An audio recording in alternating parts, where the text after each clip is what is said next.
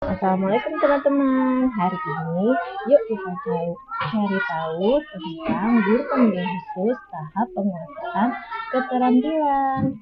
Pada kegiatan ini yang diharapkan adalah satu, terampil melakukan identifikasi peserta didik yang diduga memiliki hambatan belajar. Dua, terampil menyusun instrumen asesmen dan planning metriknya. 3. Terampil menyusun program pembelajaran yang diindividualkan. 4. Terampil modifikasi rencana program pembelajaran yang mengakomodasi kebutuhan belajar peserta didik. Apa sih itu konsep dasar pendidikan inklusif? Pendidikan inklusif adalah sistem penyelenggaraan pendidikan bagi anak-anak yang memiliki keterbatasan tertentu dan anak-anak lain yang disatukan dengan tanpa mempertimbangkan keterbatasan masing-masing. Konsep yang paling mendasar dalam pendidikan inklusif adalah bagaimana agar anak dapat belajar bersama, belajar untuk dapat hidup bersama, dijabarkan dalam 3 prinsip, yaitu 1. Setiap anak termasuk dalam komunitas kelas atau kelompok. 2.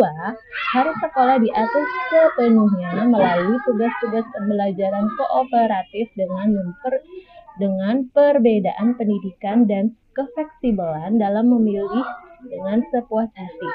3. Guru bekerja sama dan mendapat pengetahuan pendidikan umum, khusus, dan teknik belajar individu serta keperluan pelatihan dan bagaimana mengapresiasikan keanekaragaman dan perbedaan individu dalam pengorganisasian kelas.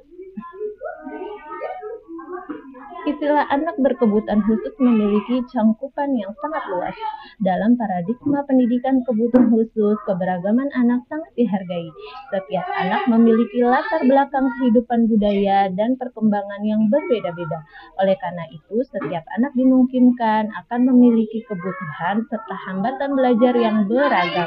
Dengan demikian, setiap anak sesungguhnya memerlukan layanan pendidikan yang sesuai dengan potensi, hambatan, dan kebutuhan belajarnya. Anak berkebutuhan khusus dapat diartikan sebagai seorang anak yang memerlukan layanan pendidikan khusus, baik permanen maupun temporer, sesuai dengan potensi, hambatan, dan kebutuhan belajar masing-masing. Kebutuhan khusus tersebut dapat muncul karena faktor individu internal seperti genetik dan faktor lingkungan eksternal seperti pola asuh.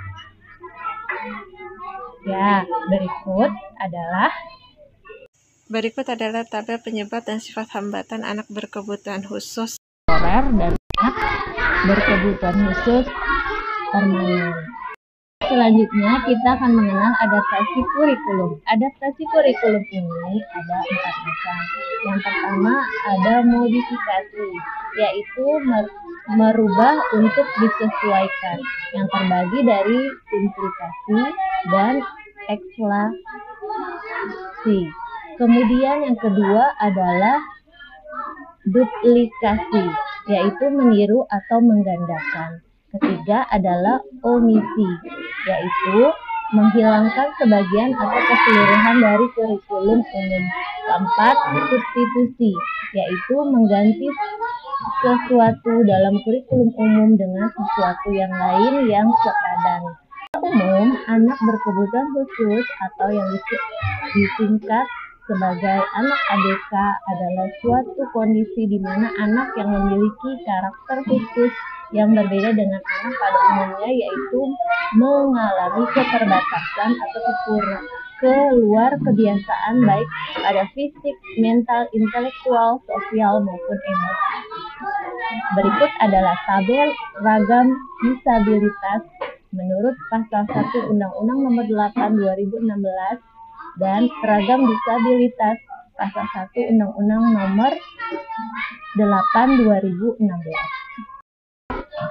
Karakteristik spesifik anak berkebutuhan khusus pada umumnya berkaitan dengan tingkat perkembangan fungsional. Karakteristik spesifik tersebut meliputi aspek perkembangan sensorik, fisik, motorik, kognitif, bahasa, sosial, emosi, kemandirian, konsep diri, dan kreativitas. Pada setiap anak yang memiliki hambatan yang berbeda memiliki karakteristik unik, profil belajar dan kebutuhan belajar yang berbeda pula. Berdasarkan jenis hambatannya, anak berkebutuhan khusus terbagi menjadi hambatan perkembangan intelektual, hambatan sosial budaya, dan perilaku, hambatan fisik motorik, autis, ADHD, lamban belajar, serta kesulitan belajar spesifik, dan anak-anak dengan hambatan lain yang disebabkan oleh faktor eksternal.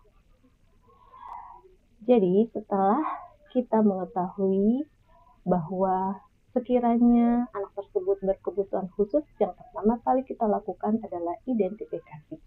Apa sih identifikasi itu? Identifikasi merupakan kegiatan paling awal untuk kenali peserta didik dengan hambatan tertentu. Proses ini termasuk salah satu upaya dalam mengenal atau menandai sesuatu yang akan dimaknai sebagai proses penjaringan atau proses menemukan kasus. Proses penemuan kasus tersebut akan berakhir pada satu temuan tentang anak atau peserta didik dengan hambatan, kelainan, dan masalah. Dapat diambil kesimpulan ini, mereka bagian dari proses deteksi dini terhadap anak berkebutuhan khusus.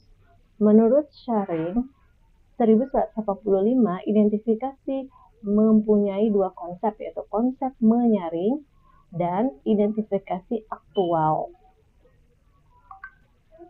Secara umum, tujuan identifikasi adalah untuk kenali peserta didik mana yang membutuhkan layanan pendidikan yang bersifat khusus. Langkah identifikasi merupakan tahap awal yang akan menentukan layanan berikutnya yang akan diberikan pada peserta didik. Selanjutnya, langkah-langkah identifikasi peserta didik 1 yaitu menghimpun data anak. 2. Menganalisis data dan mengklasifikasikan anak. 3. Menginformasikan hasil analisis dan klasifikasi. 4. Menyelenggarakan pembahasan kasus. 6. Menyusun hasil pembahasan kasus. Sedangkan teknik pengumpulan datanya bisa dilakukan dengan observasi, dokumentasi, wawancara, atau perintah. Di dalam membuat identifikasi, ada yang namanya instrumen identifikasi. Form instrumen identifikasi PDBK. Yang pertama ada bagian area hambatan peserta didik, di mana di sini dituliskan hambatannya, indikatornya, kondisinya, yaitu dia bisa atau tidak, kemudian dilengkapi dengan keterangan. Yang berikutnya adalah identifikasi hambatan yang bersumber dari faktor individu. Semua itu kemudian dibuat dalam laporan hasil identifikasi yang memuat hambatan, penyebab, kesimpulan, dan rekomendasinya. Langkah kedua yang kita lakukan adalah asesmen. Asesmen anak berkebutuhan khusus adalah suatu proses pengumpulan informasi tentang anak secara menyeluruh yang berkenaan dengan kondisi dan karakter, kelainan, kelebihan, dan kekurangan serta dasar dalam menyusun program pembelajaran dan program kebutuhan khusus yang sesuai dengan kondisi dan kebutuhan anak. Identifikasi sering disebut sebagai kegiatan penjaringan, sedangkan asesmen disebut penyaringan. Dalam pelaksanaannya, kegiatan identifikasi dapat dilakukan oleh guru atau pihak lain yang dekat dengan anak, seperti orang tua dan keluarga, sedangkan asesmen biasanya perlu melibatkan tenaga profesional yang ahli dalam bidangnya seperti psikolog, sosiolog, dan terapis.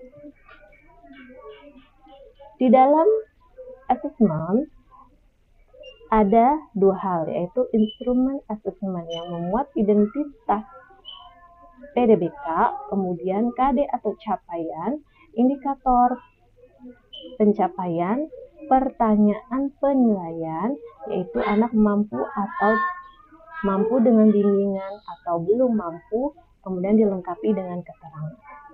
Di bagian laporan hasil asesmen, memuat identifikasi, KD atau capaian, kemudian deskripsi kemampuan, di mana di dalam deskripsi kemampuan dituliskan kekuatan, kelemahan, dan kebutuhan, serta dilengkapi dengan keterangan.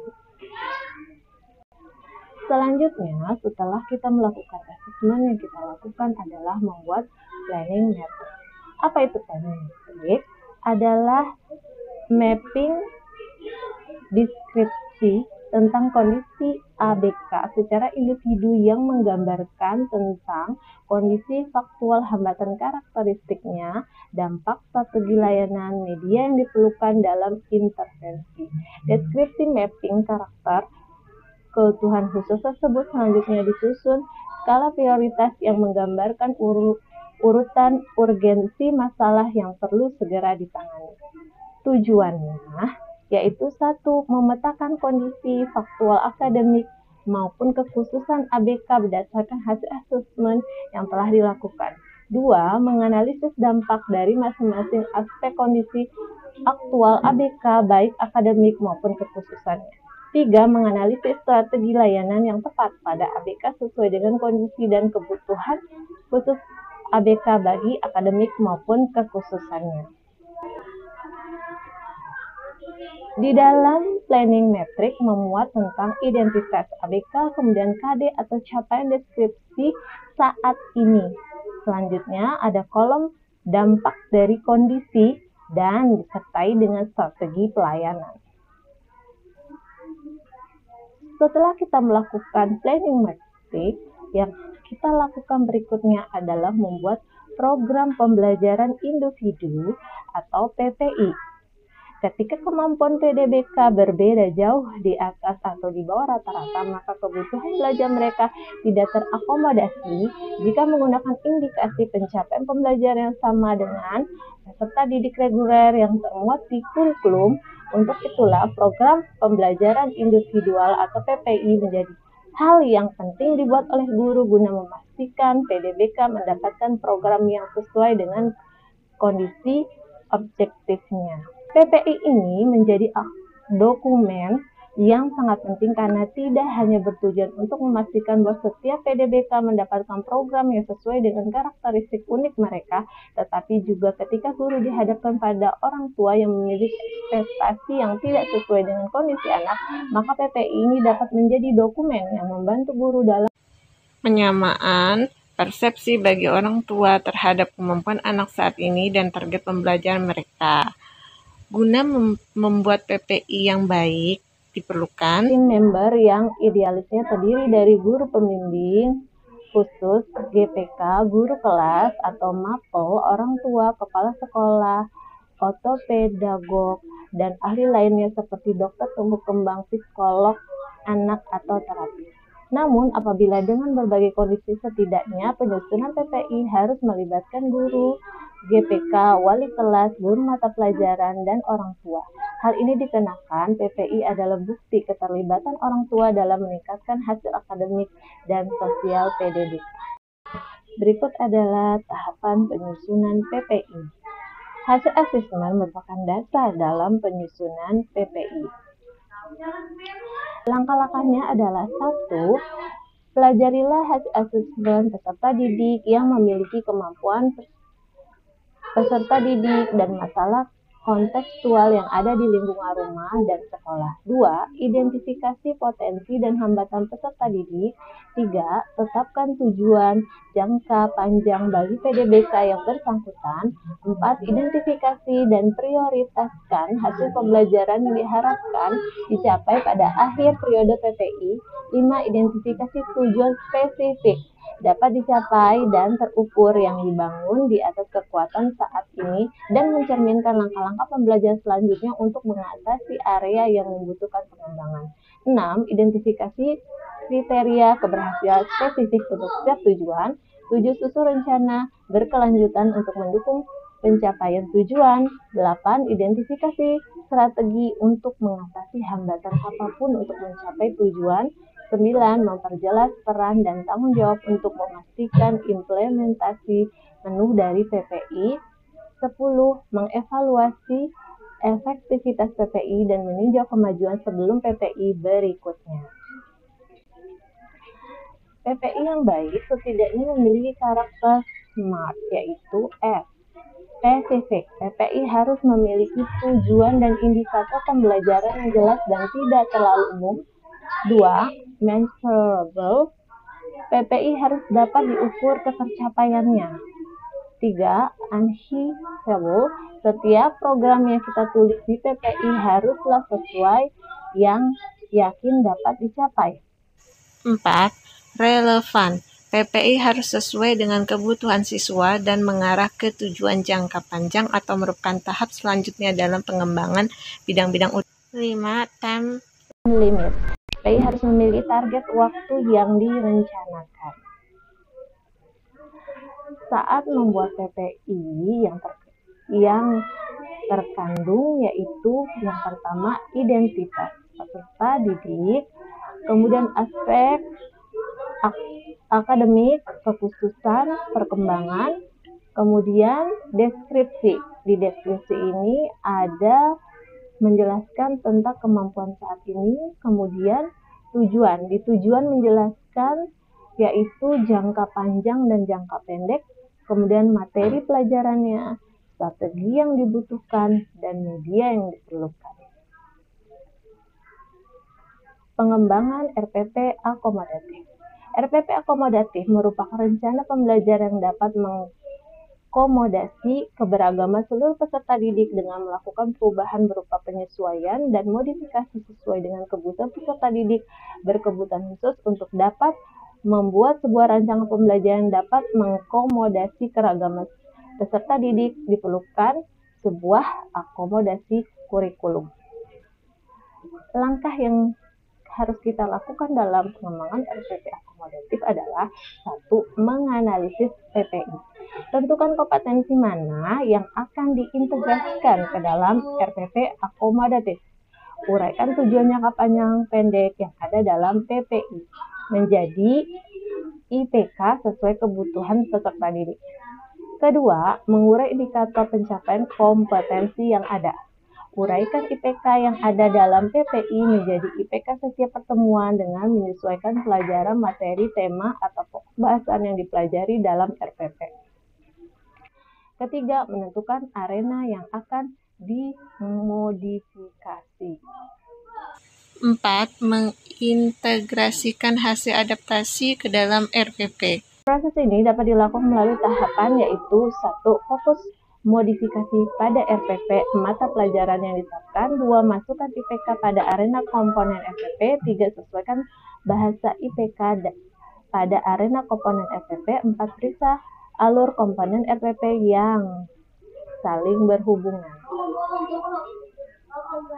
Sekian dulu pembahasan IPK tahap keterampilan. Selamat mencoba. Ayo kita lakukan identifikasi terhadap peserta didik kita yang memiliki kebutuhan khusus. Terima kasih dan sampai jumpa kembali. Wassalamualaikum warahmatullahi wabarakatuh.